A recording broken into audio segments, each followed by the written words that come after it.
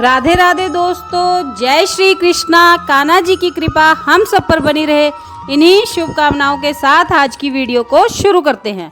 दोस्तों, आप सबका हमारे YouTube चैनल भक्ति में आस्था पर हार्दिक स्वागत है। आज की इस वीडियो में हम आपको श्री शिव महापुराण की रुद्र संहिता के पंचम खंड, जिसे युद्ध खंड के नाम से जाना जाता है, का पहला और दूसरा अध्याय पढ़कर सुनाएंगे। आप सबसे रिक्वेस्ट है कि वीडियो को पूरा और ध्यान से सुनिएगा।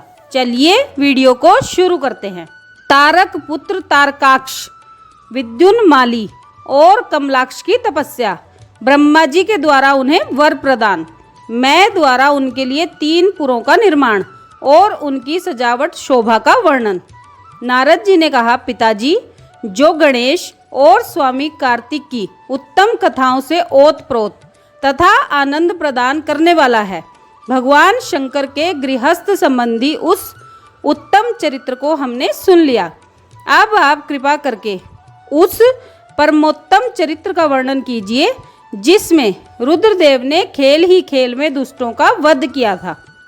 महान वीर्यशाली भगवान शंकर ने देवद्रोहियों के 3 नगरों को एक ही साथ एक ही बाण से किस कारण एवं कैसे भस्म कर डाला था। भगवान जिनके भाल में बाल चंद्रमा सुशोभित हैं तथा जो सदा माया के साथ विहार करने वाले हैं, उन भगवान शंकर का चरित्र तो देव ऋषियों को आनंद प्रदान करने वाला है। आप वह सारा चरित्र विस्तार पूर्वक वर्णन कीजिए। ब्रह्मा जी बोले, ऋषि श्रेष्ठ, पहले किसी समय व्यास ने सनत कुमार से ऐसा ही प्रश्न किया था। उस समय सनत कुमार ने जो कुछ उत्तर दिया था वही मैं वर्णन करता हूँ। उस समय सनत कुमार ने कहा था, महाबुद्धिमान व्यास जी, विश्व का संहार करने वाले चंद्रमौली शिव ने जिस प्रकार एक ही बाण से त्रिपुर को भस्म किया था, वह चरित्र कहता हूँ, ध्यान पूर्वक सुनो। मुनीश्वर, जब शिव कुमार स्कंद ने तारकासुर को मार डाला, तब उसके 3 पुत्रों को महान संताप हुआ। उनमें तारकाक्ष सबसे ज्येष्ठ था, विद्युन्माली मझला था और छोटे का नाम कमलाक्ष था। उन तीनों में समान बल था। वे जितेंद्रिय, सदा कार्य के लिए उद्धत, संयमी, सत्यवादी, दृढ़चित्त, महान वीर और देवों से द्रोह करने वाले थे। उन तीनों ने सभी उत्तमोत्तम एवं मनोहर भोगों का परित्याग करके मेरु पर्वत की एक कंदरा में जाकर परम अद्भुत तपस्या आरंभ की। वहां उन्होंने हजारों वर्षों तक ब्रह्मा जी की प्रसन्नता के लिए अत्यंत उग्र तप किया। तब सुर और असुरों के गुरु महायशस्वी ब्रह्मा जी उनकी तपस्या से अत्यंत संतुष्ट होकर उन्हें वर देने के लिए प्रकट हुए। ब्रह्मा जी ने कहा, महादैत्यों, मैं तुम लोगों के तप से प्रसन्न हो गया हूँ, अतः तुम्हारी कामना के अनुसार तुम्हें सभी वर प्रदान करूंगा। देवद्रोहियों, मैं सबकी तपस्या के फलदाता और सर्वदा सब कुछ करने में समर्थ हूँ, अतः बताओ, तुम लोगों ने इतना घोर तप किस लिए किया है। सनत कुमार जी कहते हैं, मुने, ब्रह्मा जी की वह बात सुनकर उन सब ने अंजलि बांधकर पितामह के चरणों में प्रणिपात किया और फिर धीरे धीरे अपने मन की बात कहना आरंभ कर दिया। दैत्य बोले, देवेश, यदि आप हम पर प्रसन्न हैं और हमें वर देना चाहते हैं, तो यह वर दीजिए कि समस्त प्राणियों में हम सबके लिए अवध्य हो जाएं। हे जगन्नाथ, आप हमें स्थिर कर दें और हमारे जरा, रोग आदि सभी शत्रु नष्ट हो जाएं तथा कभी भी मृत्यु हमारे समीप ना फटके। हम लोगों का ऐसा विचार है कि हम लोग अजर अमर हो जाएं और त्रिलोकी में अन्य सभी प्राणियों को मौत के घाट उतारते रहें, क्योंकि ब्राह्मण यदि 5 ही दिनों में काल के गाल में चला जाना निश्चित ही है, तो अतुल लक्ष्मी, उत्तमोत्तम नगर, अन्यान्य भोग सामग्री, उत्कृष्ट पद और ऐश्वर्य से क्या प्रयोजन है। मेरे विचार से तो उस प्राणी के लिए ये सभी व्यर्थ हैं। सनत कुमार जी कहते हैं, महर्षि, उन तपस्वी दैत्यों की यह बात सुनकर ब्रह्मा अपने स्वामी गिरिशाई भगवान शंकर का ध्यान करके बोले। ब्रह्मा जी ने कहा, असुरों, अमरत्व सभी को नहीं मिल सकता, अतः तुम लोग अपना यह विचार छोड़ दो इसके अतिरिक्त अन्य कोई वर जो तुम्हें रुचता हो उसे मांग लो, क्योंकि दैत्यों, इस भूतल पर जहाँ कहीं भी जो प्राणी जन्मा है अथवा जन्म लेगा वह जगत में अजर अमर नहीं हो सकता। इसलिए पाप रहित असुरों, तुम लोग स्वयं अपनी बुद्धि से विचार कर मृत्यु की वंचना करते हुए कोई ऐसा दुर्लभ एवं दुसाध्य वर मांग लो जो देवता और असुरों के लिए अशक्य हो। उस प्रसंग में तुम लोग अपने बल का आश्रय लेकर पृथक पृथक अपने मरण में किसी हेतु को मांग लो, जिससे तुम्हारी रक्षा हो जाए और मृत्यु तुम्हें वरण ना कर सके। सनत कुमार जी कहते हैं, महर्षि, ब्रह्मा जी के ऐसे वचन सुनकर वे 2 घड़ी तक ध्यानस्थ हो गए। फिर कुछ सोच विचार कर सर्वलोक पितामह ब्रह्मा जी से बोले। दैत्यों ने कहा, भगवान, यद्यपि हम लोग प्रबल पराक्रमी हैं, तथापि हमारे पास कोई ऐसा घर नहीं है जहां हम शत्रुओं से सुरक्षित रहकर सुखपूर्वक निवास कर सकें। अतः आप हमारे लिए ऐसे 3 नगरों का निर्माण करा दीजिए जो अत्यंत अद्भुत और संपूर्ण संपत्तियों से संपन्न हों तथा देवता जिनका प्रदर्शन ना कर सकें। लोकेश, आप तो जगत गुरु हैं। हम लोग आपकी कृपा से ऐसे 3 पुरों में अधिष्ठित होकर इस पृथ्वी पर विचरण करेंगे। इसी बीच तारकाक्ष ने कहा कि विश्वकर्मा मेरे लिए जिस नगर का निर्माण करें वह स्वर्णमय हो और देवता भी उसका भेदन ना कर सकें। तत्पश्चात कमलाक्ष ने चांदी के बने हुए अत्यंत विशाल नगर की याचना की और विद्युन्माली ने प्रसन्न होकर वज्र के समान कठोर लोहे का बना हुआ बड़ा नगर मांगा। ब्राह्मण, ये 3 पुर मध्याह्न के समय अभिजीत मुहूर्त में चंद्रमा के पुष्य नक्षत्र पर स्थित होने पर एक स्थान पर मिला करें और आकाश में नीले बादलों पर स्थित होकर ये क्रमशः एक के ऊपर एक रहते हुए लोगों की दृष्टि से ओझल रहें। फिर पुष्करावर्त नामक काल मेघों के वर्षा करते समय 1 सहस्त्र वर्ष के बाद ये 3 नगर परस्पर मिलें और एक ही भाव को प्राप्त हों, अन्यथा नहीं। उस समय कृतिवासा भगवान शंकर, जो वैर भाव से रहित सर्व देवमय और सबके देव हैं, लीला पूर्वक संपूर्ण सामग्रियों से युक्त एक असंभव रथ पर बैठकर एक अनोखे बाण से हमारे पुरों का भेदन करें।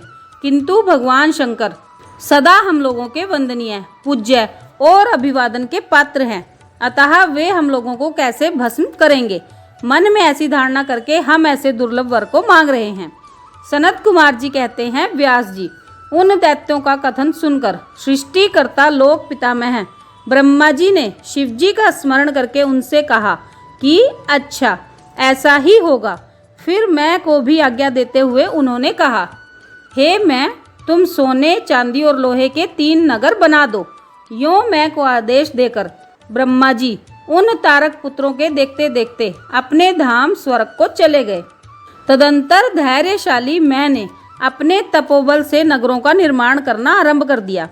उसने तारकाक्ष के लिए स्वर्णमय, कमलाक्ष के लिए रजतमय और विद्युन्माली के लिए लोहमय, यों 3 प्रकार के उत्तम दुर्ग तैयार किए। वे पुर क्रमशः स्वर्ग, अंतरिक्ष और भूतल पर निर्मित हुए थे। असुरों के हित में तत्पर रहने वाला मैं इन 3 पुरों को तारकाक्ष आदि असुरों के हवाले करके स्वयं भी उसी में प्रवेश कर गया। इस प्रकार उन 3 पुरों को पाकर महान बल पराक्रम से संपन्न वे तारकासुर के लड़के उनमें प्रविष्ट हुए और समस्त भोगों का उपभोग करने लगे। वे नगर कल्प वृक्षों से व्याप्त तथा हाथी घोड़ों से संपन्न थे। उनमें मणि निर्मित जालियों से आच्छादित बहुतेरे महल बने हुए थे। वे पद्मराग के बने हुए एवं सूर्य मंडल के समान चमकीले विमानों से, जिनमें चारों ओर दरवाजे लगे थे, शोभायमान थे। कैलाश शिखर के समान ऊंचे तथा चंद्रमा के समान उज्जवल दिव्य प्रासादों तथा गोपुरों से उनकी अद्भुत शोभा हो रही थी। वे अप्सराओं, गंधर्वों, सिद्धों तथा चारणों से खचाखच भरे थे। प्रत्येक महल में शिवालय तथा अग्निहोत्रशाला की प्रतिष्ठा हुई थी। उनमें शिव भक्ति परायण शास्त्रज्ञ ब्राह्मण सदा निवास करते थे। वे बावली, कूप, तालाब और बड़ी बड़ी तलैयों से तथा समूह के समूह स्वर्ग से च्युत हुए वृक्षों से युक्त उद्यानों और वनों में सुशोभित थे। बड़ी बड़ी नदियों, नदों और छोटी छोटी सरिताओं से जिनमें कमल खिले हुए थे, उनकी शोभा और बढ़ गई थी। उनमें संपूर्ण कामनाओं को पूर्ण करने वाले अनेकों फलों के भार से लदे हुए वृक्ष लगे थे, जिनसे वे नगर विशेष मनोहर लगते थे। वे झुंड के झुंड मदमत गजराजों से, सुंदर सुंदर घोड़ों से, नाना प्रकार के आकार प्रकार वाले रथों एवं शिबिकाओं से अलंकृत थे। उनमें समयानुसार पृथक पृथक क्रीड़ा स्थल बने थे और वेद अध्ययन की पाठशालाएं भी भिन्न भिन्न निर्मित हुई थी। वे पापी पुरुषों के लिए मन वाणी से भी अगोचर थे। उन्हें सदाचारी पुण्यशील महात्मा ही देख सकते थे। पति सेवा परायण तथा कुधर्म से विमुख रहने वाली पतिव्रता नारियों ने उन नगरों के उत्तम स्थलों को सर्वत्र पवित्र कर रखा था। उनमें महाभाग शूरवीर दैत्य और श्रुति स्मृति के अर्थ के तत्वज्ञ एवं सब धर्म परायण ब्राह्मण अपनी स्त्रियों तथा पुत्रों के साथ निवास करते थे। उनमें मैं द्वारा सुरक्षित ऐसे सुदृढ़ पराक्रमी वीर भरे हुए थे, जिनके केश नीलकमल के समान नीले और घुंघराले थे। वे सभी सुशिक्षित थे, जिससे उनमें सदा युद्ध की लालसा भरी रहती थी। वे बड़े बड़े समरों से प्रेम करने वाले थे। ब्रह्मा और शिव का पूजन करने से उनके पराक्रम विशुद्ध थे। वे सूर्य, मरुदगण और महेंद्र के समान बली थे और देवताओं के मथन करने वाले थे। वेदों, शास्त्रों और पुराणों में जिन जिन धर्मों का वर्णन किया गया है, वे सभी धर्म और शिव के प्रेमी देवता वहाँ चारों ओर व्याप्त थे। उन नगरों में प्रवेश करके वे दैत्य सदा शिव भक्ति निरत होकर सारी त्रिलोकी को बाधित करके विशाल राज्य का उपभोग करने लगे। मुने, इस प्रकार वहाँ निवास करने वाले उन पुण्यात्माओं के सुख एवं प्रीति पूर्वक उत्तम राज्य का पालन करते हुए बहुत लंबा काल व्यतीत हो गया। ये था पहला अध्याय। अब दूसरा अध्याय सुनिए। तारक पुत्रों के प्रभाव से संतप्त हुए देवों की ब्रह्मा के पास करुण पुकार। ब्रह्मा का उन्हें शिव के पास भेजना, शिव की आज्ञा से देवों का विष्णु की शरण में जाना और विष्णु का उन दैत्यों को मोहित करके उन्हें आचार भ्रष्ट करना। सनत कुमार जी कहते हैं, महर्षि, तदंतर तारक पुत्रों के प्रभाव से दग्ध हुए इंद्र आदि सभी देवता दुखी हो परस्पर सलाह करके ब्रह्मा जी की शरण में गए। वहां संपूर्ण देवताओं ने दीन होकर प्रेम पूर्वक पितामह को प्रणाम किया और अवसर देखकर उनसे अपना दुखड़ा सुनाते हुए कहा। देवता बोले, धातः त्रिपुरों के स्वामी तारक पुत्रों ने तथा मयासुर ने समस्त स्वर्ग निवासियों को संतप्त कर दिया है। ब्राह्मण, इसलिए हम लोग दुखी होकर आपकी शरण में आए हैं। आप उनके वध का कोई उपाय कीजिए, जिससे हम लोग सुख से रह सकें। ब्रह्मा जी ने कहा, देवगणों, तुम्हें उन दानवों से विशेष भय नहीं करना चाहिए। मैं उनके वध का उपाय बतलाता हूँ। भगवान शिव तुम्हारा कल्याण करेंगे। मैंने ही इन दैत्यों को बढ़ाया है, अतः मेरे हाथों इनका वध होना उचित नहीं। साथ ही त्रिपुर में इनका पुण्य भी बढ़ता रहेगा। अतः इंद्र सहित सभी देवता शिवजी से प्रार्थना करें। वे सर्वाधीश यदि प्रसन्न हो जाएंगे तो वे ही तुम लोगों का कार्य पूर्ण करेंगे। सनत कुमार जी कहते हैं, व्यास जी, ब्रह्मा जी की यह वाणी सुनकर इंद्र सहित सभी देवता दुखी हो उस स्थान पर गए जहाँ वृषभ ध्वज शिव आसीन थे। तब उन सब ने अंजलि बांधकर देवेश्वर शिव को भक्ति पूर्वक प्रणाम किया और कंधा झुकाकर लोकों के कल्याणकर्ता शंकर का स्तवन किया। मुने, इस प्रकार नाना प्रकार के दिव्य स्तोत्रों के द्वारा त्रिशूलधारी परमेश्वर की स्तुति करके स्वार्थ साधन में निपुण इंद्र आदि देवताओं ने दीन भाव से कंधा झुकाए हुए हाथ जोड़कर प्रस्तुत स्वार्थ को निवेदन करना आरंभ किया। देवताओं ने कहा, महादेव, तारक के पुत्र तीनों भाइयों ने मिलकर इंद्र सहित समस्त देवताओं को परास्त कर दिया है।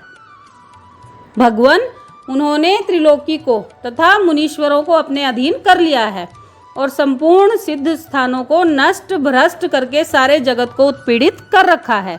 वे दारुण दैत्य समस्त यज्ञ भागों को स्वयं ग्रहण करते हैं। उन्होंने ऋषि धर्म का निवारण करके अधर्म का विस्तार कर रखा है। हे शंकर, निश्चय ही वे तारक पुत्र समस्त प्राणियों के लिए अवध्य हैं, इसलिए वे स्वेच्छा अनुसार सभी कार्य करते रहते हैं। हे प्रभो, ये त्रिपुर निवासी दारुण दैत्य जब तक जगत का विनाश ना कर डाले, उसके पहले ही आप किसी ऐसी नीति का विधान करें जिससे इसकी रक्षा हो सके। सनत कुमार जी कहते हैं, मुने, यों भाषण करते हुए उन स्वर्गवासी इंद्रादि देवों की बात सुनकर शिवजी उत्तर देते हुए बोले। शिवजी ने कहा, देवगण, इस समय वे त्रिपुराधीश महान पुण्य कार्यों में लगे हुए हैं और ऐसा नियम है कि जो पुण्यात्मा हो उस पर विद्वानों को किसी प्रकार भी प्रहार नहीं करना चाहिए। मैं देवताओं के सारे महान कष्टों को जानता हूँ, फिर भी वे दैत्य बड़े प्रबल हैं, अतः देवता और असुर मिलकर भी उनका वध नहीं कर सकते। वे तारक पुत्र सब के सब पुण्य संपन्न हैं, इसलिए उन सभी त्रिपुरवासियों का वध दुस्साध्य है। यद्यपि मैं रणकर्कश हूँ, तथापि जानबूझकर मैं मित्रद्रोह कैसे कर सकता हूँ, क्योंकि पहले किसी समय ब्रह्मा जी ने कहा था कि मित्रद्रोह से बढ़कर दूसरा कोई बड़ा पाप नहीं है। सत्पुरुषों ने ब्रह्म हत्यारे, शराबी, चोर तथा व्रत भंग करने वाले के लिए प्रायश्चित का विधान किया है, परंतु कृतघ्न के उद्धार का कोई उपाय नहीं है। देवताओं, तुम लोग भी तो धर्मज्ञ हो, अतः धर्म दृष्टि से विचार कर तुम ही बताओ कि जब वे दैत्य मेरे भक्त हैं तब मैं उन्हें कैसे मार सकता हूँ। इसलिए अमरो, जब तक वे दैत्य मेरी भक्ति में तत्पर हैं तब तक उनका वध असंभव है। तथापि तुम लोग विष्णु के पास जाकर उनसे यह कारण निवेदन करो।